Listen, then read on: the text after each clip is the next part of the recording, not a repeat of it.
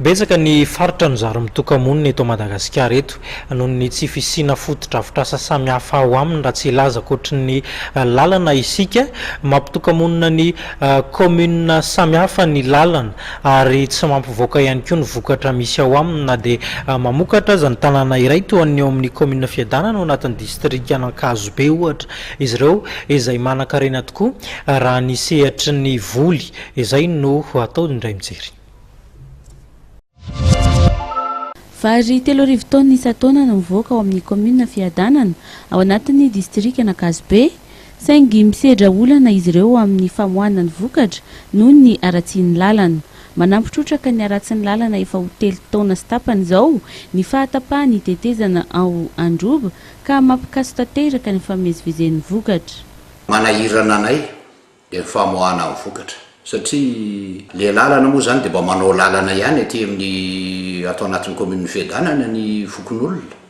Misy fotoana anaovanay lalana amin'ny volana Mai eo na faraparany avril. Fa tsy takatry ny commune ny fanamboarana azy dia le tetezana tapaka ny atrobo. Io ny tena olana be aminay. Efa 3 taona sy tapany zay natapaka ny tetezana io. Nefa dia hatramin'izao moa dia mbola tsy misy mpikarakara. Ka zay mba iangaviana mihitsy ny mpitondra fanjakana. Fa manjary mitambotsitra le vidim-bary, zay fiatraikany. Rehefa ratsy le lalana dia tambotsitra mividy vary le vidin'le vary dia misy fiatraikany any amin'le mponiny zay.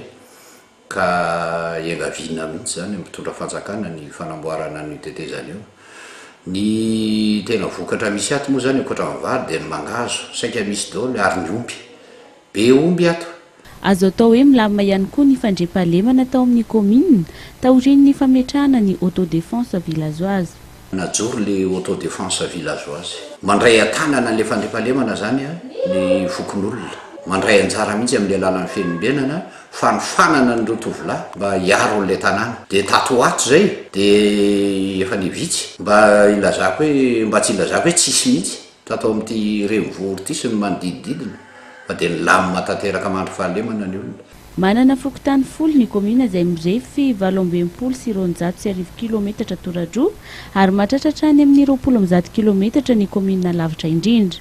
Manao antsoavo amin'ny fitondram-panjakana mahefa moa ny commune sy ny mponina ao aminy amin'ny tokony hanamboarana ilay tetezana izay sakana ho an'ny fampandrosoana any toerana.